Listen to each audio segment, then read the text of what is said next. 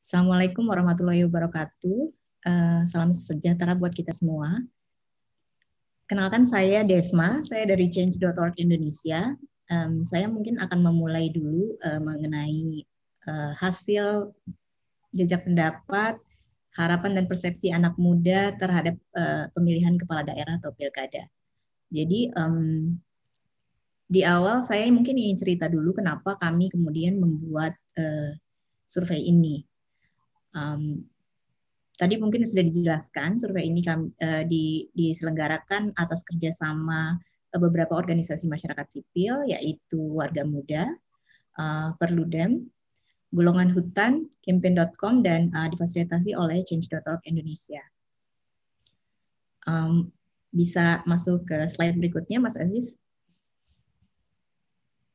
Terima kasih.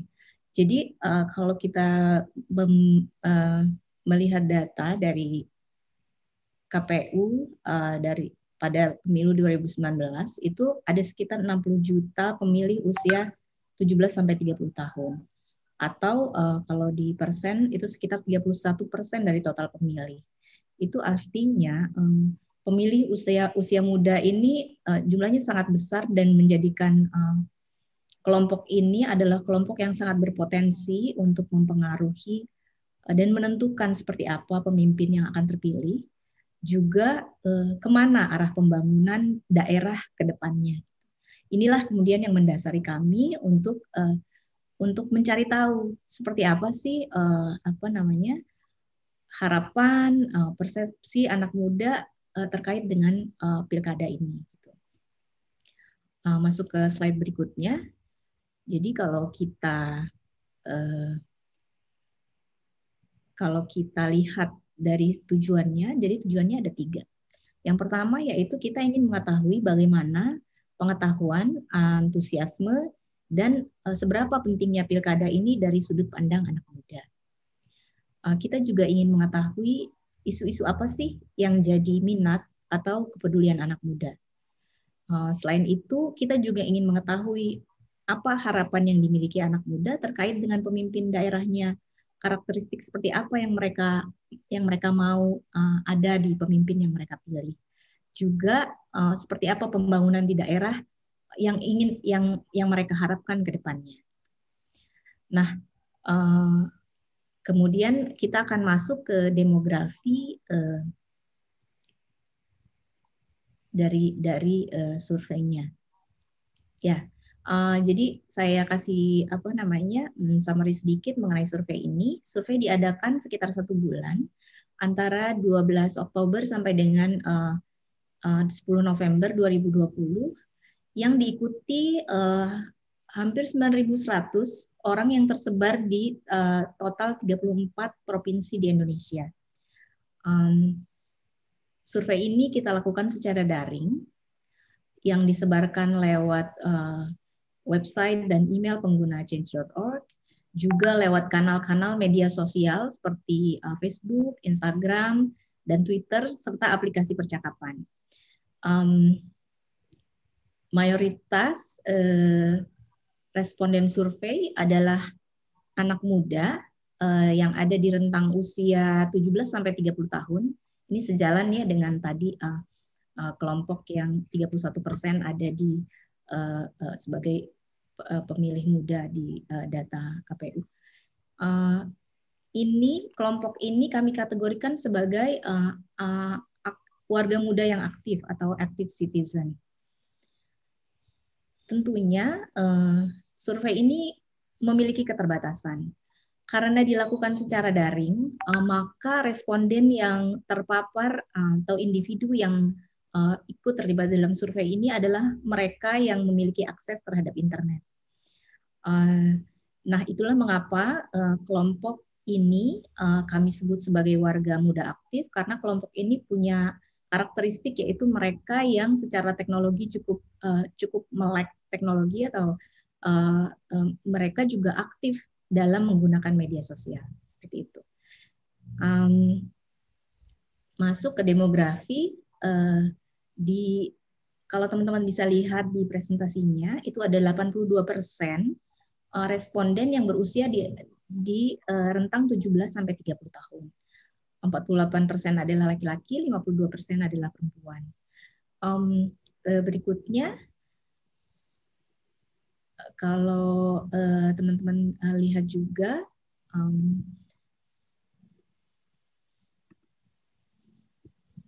dari dari asal responden, ini kita responden berasal dari 34 provinsi di seluruh Indonesia yang tersebar di 47 kota dan 52 kabupaten. Jadi kalau teman-teman bisa lihat itu yang kita memang hanya mendisplay di sini 12 yang paling responden yang paling tinggi di daerah-daerah ini. Dan kalau memang diperhatikan, memang ini juga sangat dipengaruhi dengan akses internet ya. Meskipun kita juga mendapatkan cukup beragam gitu, termasuk dari Jawa, Sumatera, Kalimantan, dan kota-kota lainnya di seluruh Indonesia yang terrepresentasi di dalam survei ini. Berikutnya masuk ke pekerjaan. Sejalan dengan usia tadi yang berada di di rentang 17 sampai 30 tahun, teman-teman bisa lihat bahwa 48% itu responden adalah pelajar dan mahasiswa. Kemudian dilanjutkan dengan karyawan, kemudian ada juga 11% yang tidak bekerja, dan berikutnya adalah akademisi, dosen, guru, ASN, dan BUMN. Jadi memang kelompok yang cukup besar di sini adalah pelajar dan mahasiswa. Seperti itu. Nah, harapan kami survei ini dapat menjadi masukan bagi pihak-pihak yang terkait, baik calon pemimpin daerah maupun penyelenggara pilkada, agar kedepannya dapat merangkul anak muda, bukan hanya sebagai konstituen atau target untuk pengumpulan suara di masa-masa pilkada seperti ini, tapi juga mendengarkan mereka, suara-suara mereka, kepedulian mereka, concern mereka, untuk jadi modal sebagai mitra pemimpin daerah untuk membangun daerahnya ke depan. Jadi itu sebenarnya latar belakang kenapa survei ini kami buat. Nah, untuk paparan mengenai hasil survei ini akan dilanjutkan oleh rekan-rekan saya.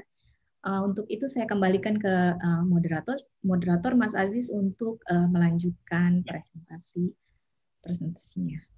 Begitu teman-teman, terima kasih banyak. Terima kasih banyak Mbak Desma. Tadi teman-teman sudah dijelaskan terkait dengan demografi para pengisi jajak pendapat yang sudah kita lakukan. Selanjutnya kita akan mendengarkan terkait dari hasil jajak pendapat, hasil survei yang sudah kita lakukan sebelumnya, yang akan dimulai oleh presentasi dari Mas Wildan Syah. Beliau adalah komisaris dari Warga Muda. Silakan Mas Wildan untuk bisa memulai hasil jajak pendapat yang sudah kita lakukan. Oke, terima kasih Mas. Jadi prolog dari Kadesma ini bisa memberikan gambaran besar buat kita bahwa anak muda hari ini merupakan stakeholder terbesar dalam konteks politik maupun sektor lain, entah di tingkat pusat maupun di tingkat daerah.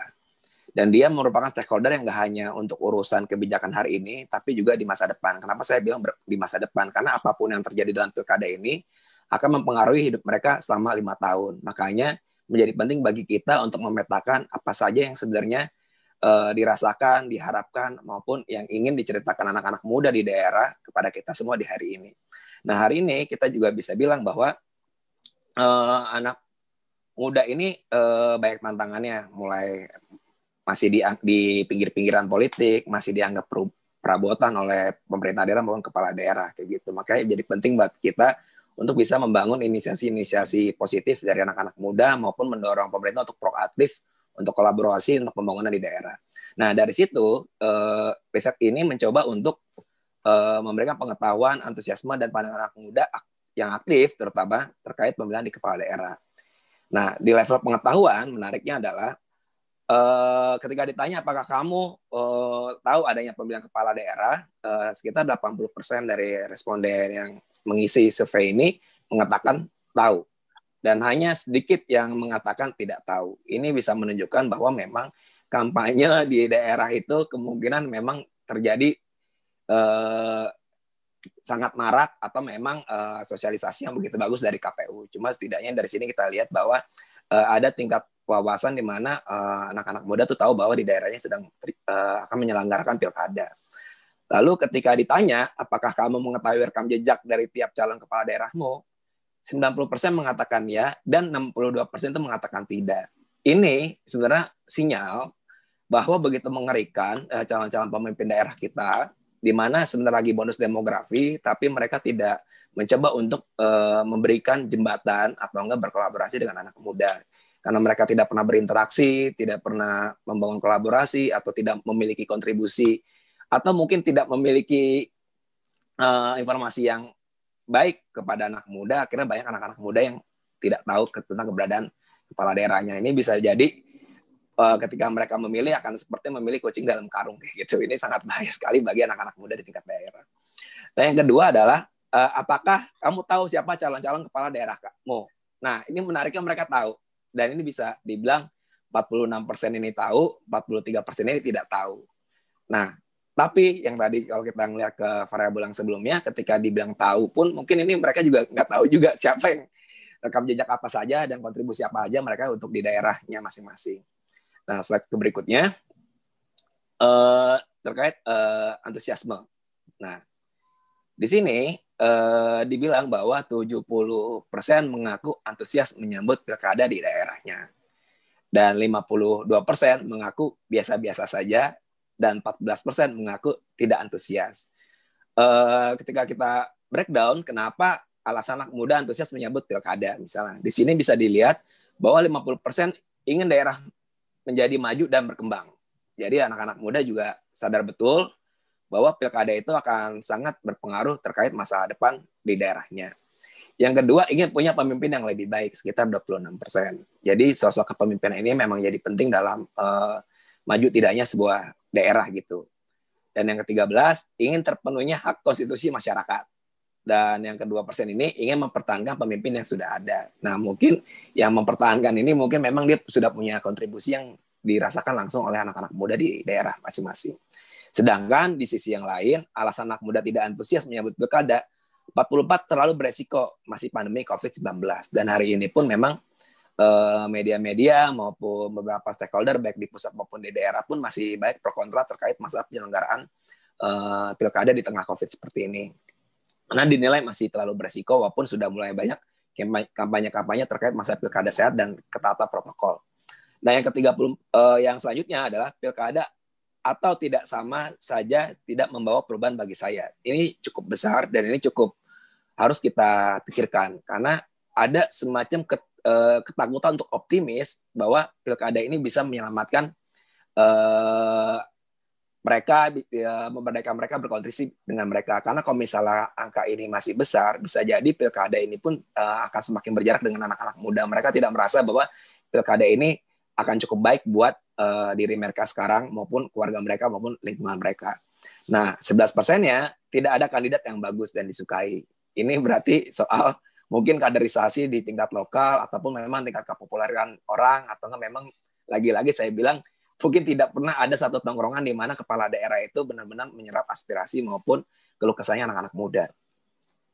Terus yang keempat, ini sebenarnya nih milenial banget ya, males aja gitu. Jadi memang ini problem yang memang nggak bisa kita hindari, apalagi di tengah media-media hari ini melakukan stigma ke anak-anak muda bahwa kaum muda adalah kaum rebahan dan buat perubahan. Ini kan jadi nggak hanya di wacana rebahan ini nggak cuma hanya di stigma oleh media maupun teman-teman di pusat, tapi juga direproduksi sama anak-anak muda juga gitu. Jadi mungkin angka 4% ini akhirnya muncul juga lihat kondisi situasi politik hari ini maupun tantangan-tantangan yang lainnya.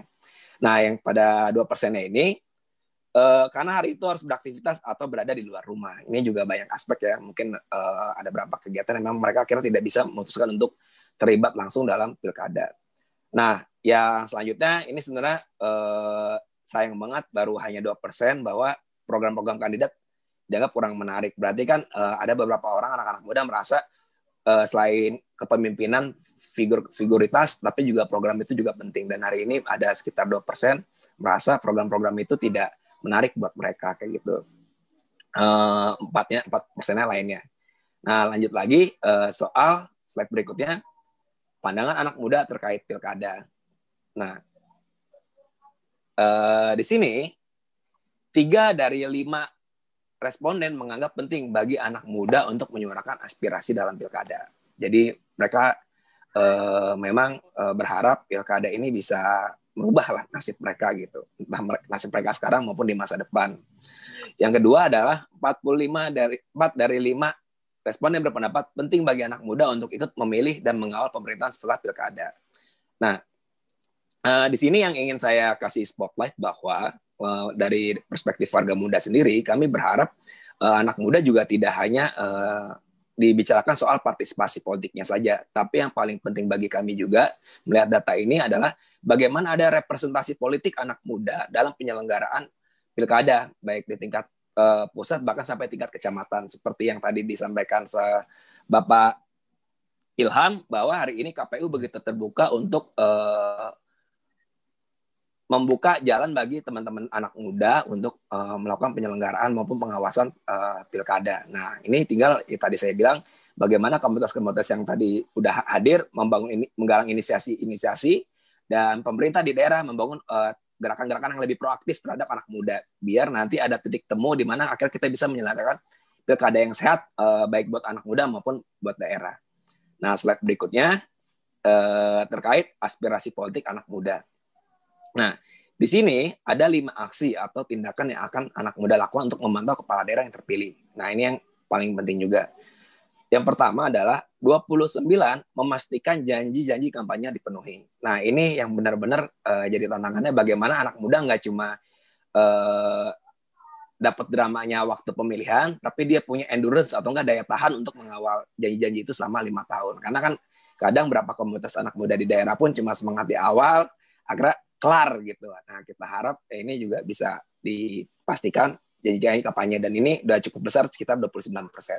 Nah, 24%-nya memonitor berita dan bersuara di media sosial.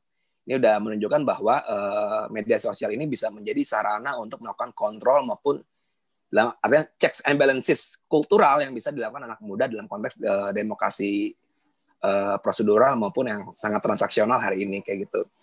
Yang ketiga, 21%-nya bersama organisasi komunitas pelaksana pembangunan daerah. Jadi kita alhamdulillah juga walaupun masih di angka 21% ini, setidaknya mereka sadar bahwa penggalangan inisiasi-inisiasi untuk pelaksanaan pembangunan daerah itu memang sangat menjadi jantung dan paling vital dalam pembangunan di daerah. Yang 10, hadir dan terlibat dalam penyusunan rencana pembangunan. Ini yang saya bilang 10%. Dan kita berharap bahwa nanti teman-teman di anak-anak muda ini juga akan semakin representatif di rapat-rapat tingkat RW, RT, atau enggak di musrembang desa dan semacamnya, karena aku pikir itu juga penting dan termasuk di tingkat kabupaten dalam konteks pilkada maupun penyelenggaraan birokrasi di tingkat kabupaten. Nah, 8%-nya adalah percaya saja sama Pemda. Ya, ini menarik ya, mungkin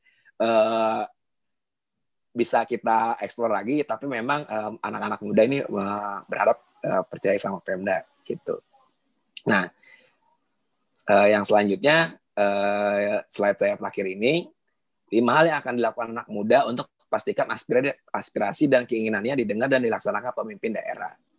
Nah, 25% ini mendukung organisasi-organisasi yang memantau kinerja pemerintah daerah. Berarti anak muda juga ingin kok dilibatkan aktif mungkin oleh NGO maupun lembaga-lembaga yang serupa untuk membantu mereka mengawal kinerja pemerintahan.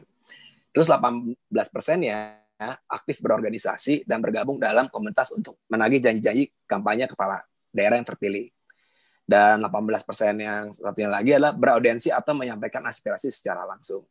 Dan yang 16% memulai dan menandatangani petisi. Jadi ini checks.org ini masih kepake nih, dan semakin powerful ketika anak-anak muda ini memanfaatkan platform ini. Dan yang selanjutnya adalah 16% pantau dan desak terus lewat sosial media. Nah, dari sini bisa kita lihat bahwa di daerah pergerakan anak muda itu juga nggak kalah banget sama teman-teman yang ada di kota besar. Nah, ini tinggal bagaimana semua pihak mendorong, bagi warga muda sendiri mendorong skema public private people partnership, bagaimana kita gotong royong nih untuk membangun daerah masing-masing, dan salah satunya sektor yang paling penting itu adalah terlibat dalam politik, karena politik akan mempengaruhi semua aspek dalam kehidupan anak muda maupun di daerah. Paling itu Mas dari kami warga muda. Semoga bisa padat dan cukup jelas dalam presentasi ini. Terima kasih. Siap, terima kasih banyak Mas Wildan bersama dengan teman-teman dari warga muda yang juga aktif mengkampanyekan terkait dengan bagaimana sih anak muda untuk bisa berpolitik sejak dini ya. Jadi saya juga ingin menyapa Bapak Dr. Andes Bob Ronald F. Sagala, MSI, selaku Kepala Subdirektorat Perencanaan dan Evaluasi Wilayah 2, Jawa dan Bali, Ditjen Bina Pembangunan Daerah Kemendagri yang sudah hadir bersama kita. Selamat siang Bapak Bob.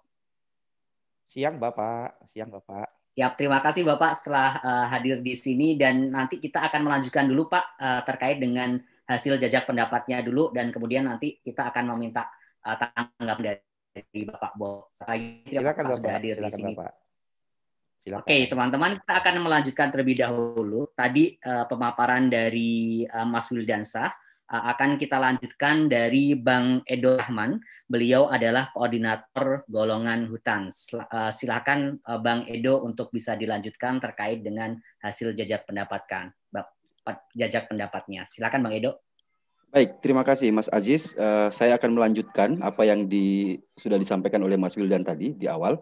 Nah, saya kira di jajak pendapat ini ada beberapa temuan menarik juga yang kemudian ini sangat saya pikir sangat penting sekali untuk kemudian kita ketahui secara bersama-sama, karena seperti yang disampaikan oleh Mbak Desma tadi bahwa ini adalah mayoritas responden yang terlibat di dalam survei ini adalah anak muda yang berusia 17 sampai 30 tahun. Nah, dari beberapa isu yang kemudian kami tuangkan di dalam kuesioner yang kami lakukan secara online. Nah, terkait dengan isu-isu yang menjadi kepedulian anak muda saat ini. Nah, di 42% itu menyampaikan bahwa untuk isu ekonomi dan kesejahteraan itu adalah paling dominan, yang kemudian disusul dengan isu infrastruktur. Sedangkan untuk isu penegakan hukum itu berjumlah 11%. Terus kemudian untuk isu lingkungan sendiri itu berada di posisi keempat dengan total 10%, dan berikutnya pendidikan, sosial dan kesehatan itu berada di masing-masing 9%, 8% dan 7%. Nah, ini pun sebenarnya yang mayoritas dari responden kita untuk kemudian yang menyatakan bahwa yang menjadi kepedulian anak muda ini adalah untuk ekonomi dan kesejahteraan, mayoritas itu dia berada di kota-kota besar yang ada di Jawa. Nah, tapi ada temuan menarik juga begitu bahwa untuk di wilayah timur, NTT, Sulawesi dan beberapa wilayah lainnya itu sudah mulai menyampaikan bahwa persoalan infrastruktur ini itu yang kemudian menjadi isu kepedulian dari anak-anak muda ini. Nah, saya kira progresnya adalah bahwa anak muda juga sampai hari ini itu masih terus kita tidak bisa mengabaikan bahwa mereka juga melakukan pengawasan secara langsung terkait dengan kebijakan infrastruktur maupun implementasi pembangunan infrastruktur. Sedangkan di isi lingkungan sendiri, ini sebentar kita akan ngecek lagi di slide berikutnya. Nah, untuk isu pendidikan ini praktis yang disampaikan atau diutarakan oleh teman-teman muda yang berada di wilayah timur seperti NTT misalnya, bahwa persoalan pendidikan itu masih menjadi isu yang menjadi kepedulian anak muda. Sementara untuk penegakan hukum ini dibarengi juga mayoritas responden kemudian memberikan pendapat bahwa di kota-kota besar penegakan hukum itu masih sangat belum maksimal dilakukan. Slide selanjutnya. Nah, ini kita melihat satu persatu terkait dengan persoalan-persoalan tadi untuk bagaimana pandangan anak muda terkait dengan persoalan-persoalan utama yang ada di daerahnya. Nah, di daerah-daerah yang khususnya akan menyelenggarakan pilkada pada 9 Desember nanti. Ada 5 persoalan ekonomi yang kemudian paling penting untuk diselesaikan menurut pandangan anak muda. Yang 3 teratas adalah pertama persoalan kurangnya lapangan pekerjaan, terus kemudian tingginya angka pengangguran, dan yang ketiga tertinggi sebesar 22% adalah bahwa bantuan sosial yang disalurkan selama itu belum tepat pada sasaran. Sedangkan sulitnya memulai usaha, terus kemudian kurangnya perlindungan terhadap pekerja, itu adalah menjadi jawaban berikutnya. Nah, untuk persoalan infrastruktur sendiri itu ada 3 tertinggi. Ada menurut kawan-kawan responden untuk segera diselesaikan. Yang pertama soal akses jalan umum yang tidak layak, dan saya kira ini banyak kemudian juga disampaikan oleh kawan-kawan responden yang berada di wilayah timur. Terus kemudian fasilitas umum yang tidak layak, dan yang ketiga sebesar 21% adalah transportasi publik yang tidak layak juga. Nah, sementara akses listrik, terus kemudian belum adanya akses internet, itu masing-masing 9% dan 6%. Kemudian untuk 5 persoalan penegakan hukum yang menurut responden survei ini itu yang paling penting untuk diselesaikan.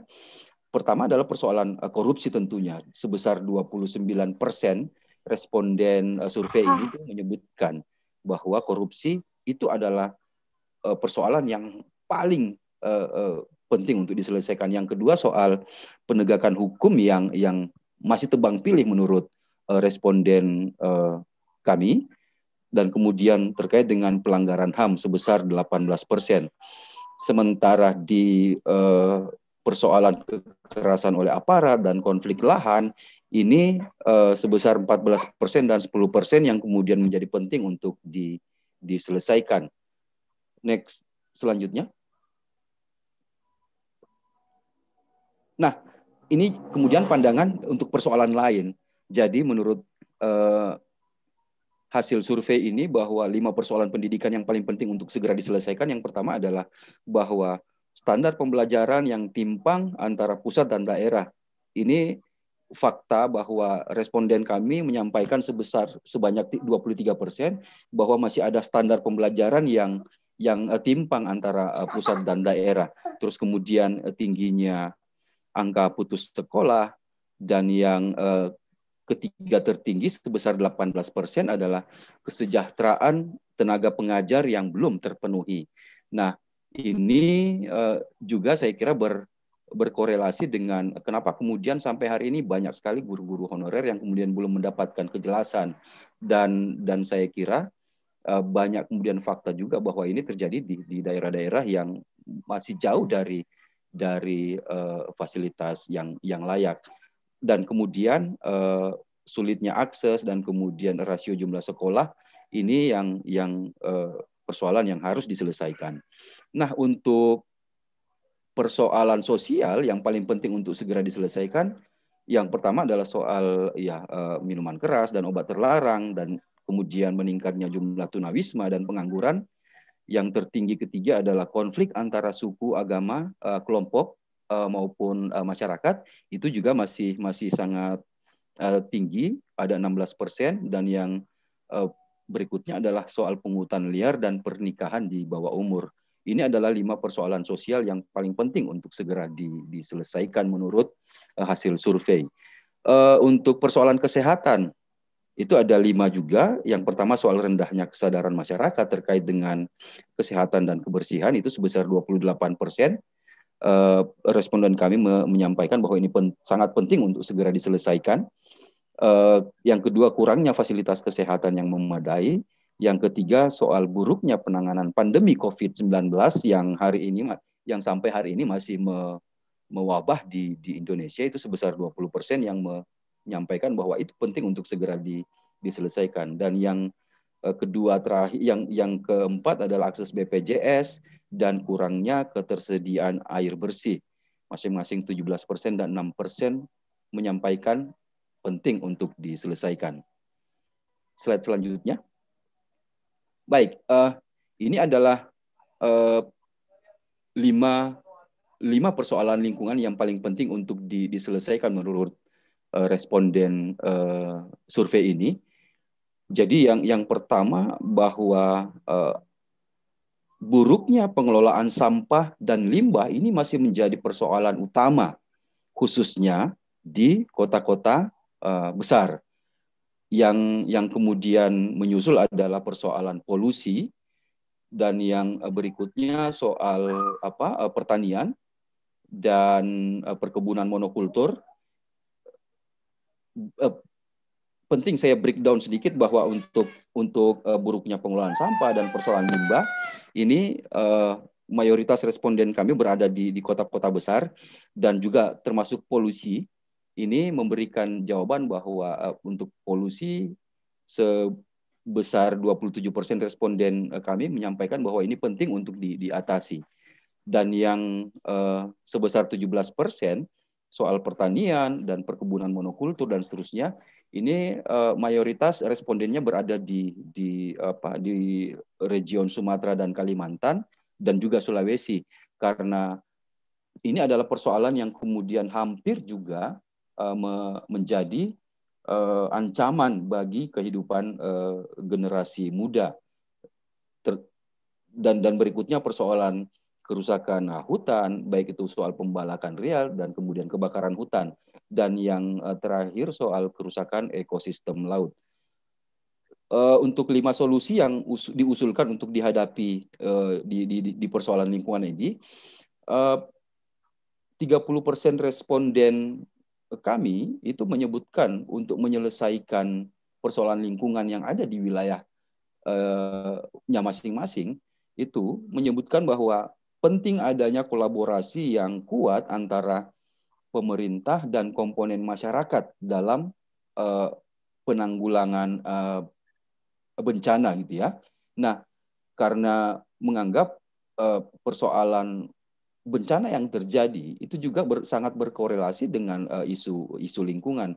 Terus kemudian sebesar 27% itu mengusulkan bahwa harus ada program sosialisasi untuk membangun kesadaran tentang tanggap bencana pada masyarakat. Dan kemudian sebesar 24% mengusulkan adanya alokasi anggaran infrastruktur dan sumber daya manusia yang memadai untuk persoalan kebencanaan. Nah, terkait dengan isu kebencanaan ini juga, saya ingin menyebutkan bahwa saya yakin hampir di wilayah-wilayah yang menjadi target responden survei ini, itu adalah wilayah-wilayah yang kemudian pernah terjadi bencana, dan kemudian ini tentu menjadi persoalan yang serius, dan diharapkan kepada para calon pemimpin daerah yang kemudian akan memimpin itu mendudukkan soal kebencanaan ini untuk menjadi persoalan serius, dan kemudian harus segera diimplementasikan. Bagaimana agar kegiatan-kegiatan atau program-program untuk tanggap darurat, mitigasi, dan seterusnya itu bisa diimplementasikan. Slide selanjutnya. Nah, ada 5 persoalan kebencanaan tadi yang harus dilanjut.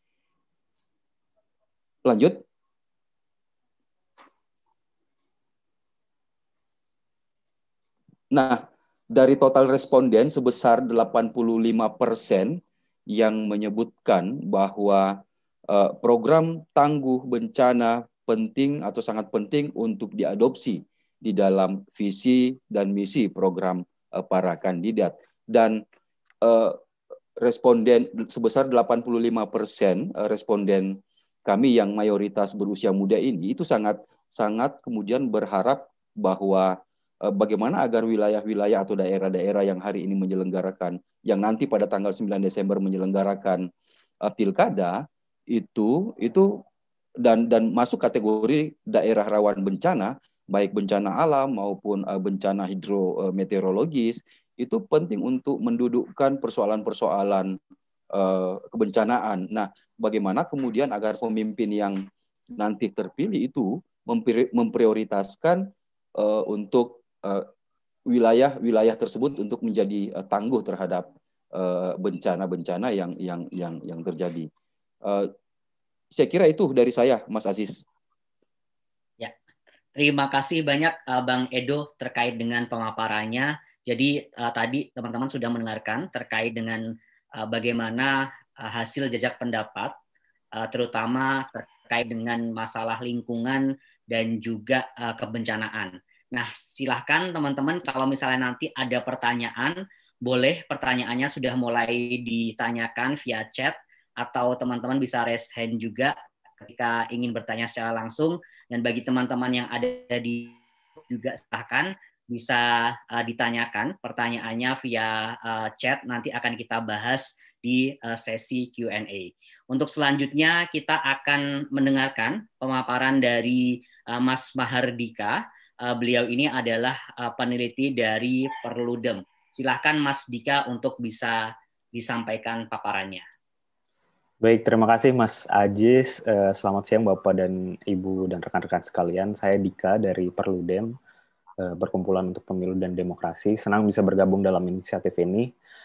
Sebagai pemapar terakhir, sepertinya tugas saya mengaminkan saja apa yang tadi telah dijelaskan oleh teman-teman, Mbak Desma, Mas Wildan, dan Bang Edo yang tadi sudah komprehensif sekali. Saya mungkin menambahkan juga sedikit gitu ya, beberapa hal saja yang menjadi concern dari Perludem. Baik Bapak Ibu rekan-rekan sekalian, survei ini sebetulnya bagi Perludem menunjukkan dan mengonfirmasi riset Perludem sebelumnya soal partisipasi politik kaum muda, bahwa persoalan kaum muda itu dalam politik itu adalah soal akses gitu ya, bukan soal apatisme. Kaum muda itu kan kerap dinarasikan sebagai generasi yang tidak peduli pada politik gitu ya. Itu jadi kesimpulan umum atas rendahnya partisipasi memilih kaum muda dalam pemilu.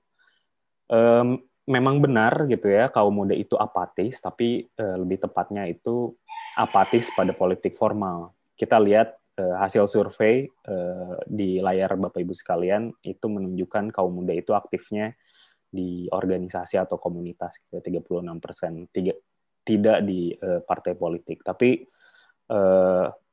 tadi balik lagi, apatisme terhadap politik formal itu bukan sepenuhnya kesalahan kaum muda sebetulnya. Apatisme itu muncul karena mereka tidak percaya pada politik formal, karena politik formal dianggap tidak mampu membawa perubahan. Bisa dilihat juga di layar Bapak Ibu sekalian, di survei ini kami menemukan data bahwa angka kaum muda yang tidak tertarik gitu ya bergabung dengan partai politik cukup besar, yaitu 43,4%.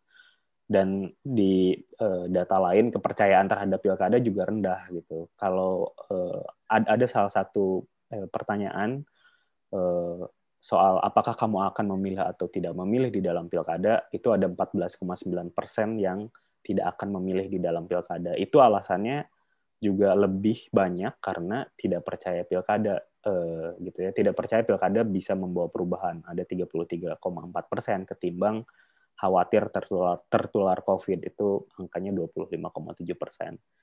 Itu di tataran politik formal. Di luar itu, di tataran kultural atau non formal, kaum muda masih percaya pada politik sebetulnya. Mereka juga punya suara dan keresahan yang diperjuangkan secara politik.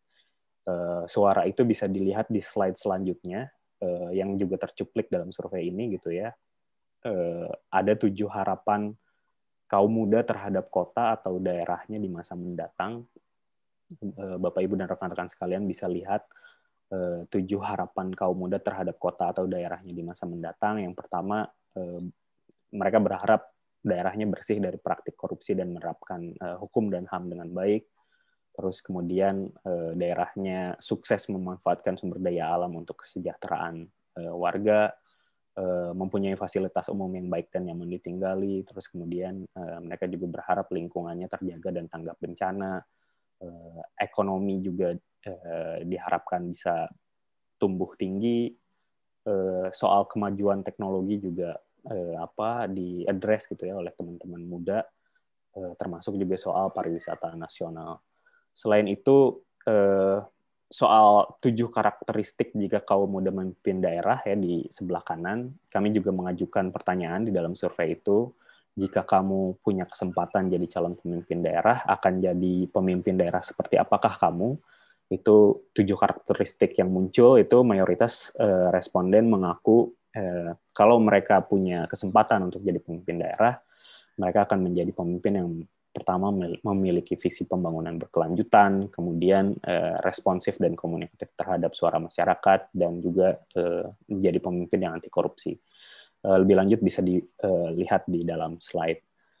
Nah, itu di lapangan gitu ya, di tataran kultural itu bisa kita lihat bahwa kaum muda itu masih mau terlibat dalam politik gitu ya, memperjuangkan suaranya, tapi dalam cara yang berbeda. Mereka turun ke jalan, melakukan protes gitu, terus kemudian menginisiasi gerakan-gerakan alternatif di luar politik formal, dan beberapa mungkin meneruskannya di dalam siklus pemilu gitu ya. Di media dan berita kan kita seringkali mendengar bahwa kaum muda itu tidak peduli dan apatis gitu ya pada pemilu. Tapi itu sebetulnya tidak sepenuhnya benar gitu, karena kaum muda itu masih mau kok memilih gitu di pemilu dan sadar akan pentingnya hal tersebut gitu. Kaum muda itu percaya kalau memilih di dalam pemilu itu dapat membuat perubahan.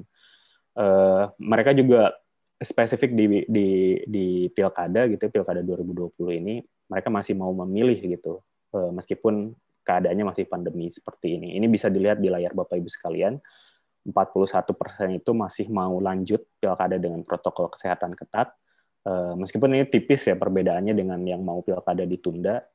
Ini menunjukkan bahwa jaminan kesehatan dan keselamatan pemilih itu memang betul-betul harus dipastikan untuk menjaga semangat kaum muda yang tadi itu masih mau memilih.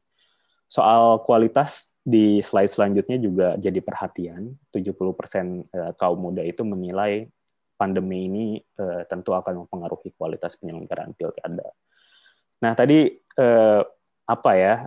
mereka masih mau gitu terlibat di dalam pemilu gitu ya. Namun demikian meskipun mau terlibat, ada catatan penting yang saya kira harus kita perhatikan ya. Mereka meskipun mau, mereka kesulitan gitu untuk terlibat di dalam pemilu karena informasi itu tidak terdistribusi secara merata, dan akses untuk memilih juga tidak sepenuhnya terbuka. Masih ada kaum muda yang mungkin tidak memilih karena mereka nggak yakin gitu apakah mereka mendapatkan informasi yang benar tentang pemilu gitu. Kemudian juga mereka belum terinformasi dengan baik terkait siapa calon dan apa platform atau visi misinya. Tadi sudah dibahas di awal oleh Mas Wildan, responden yang tidak mengetahui dan tidak yakin mengetahui calon kepala daerahnya itu cukup besar, ada 54% gitu ya.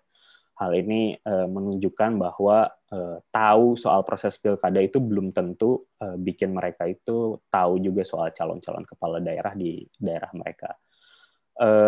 Mayoritas responden juga tidak mengetahui dan tidak yakin dengan rekam jejak dari setiap calon kepala daerah di wilayah mereka.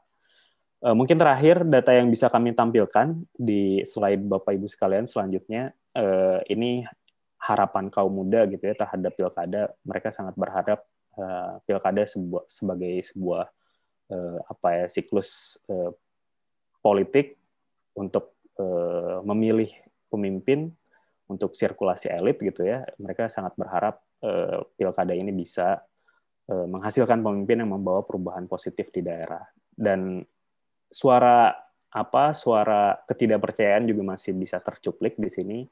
24% itu tidak berharap banyak karena politik di Indonesia ini hanya menguntungkan elit dan pengusaha besar.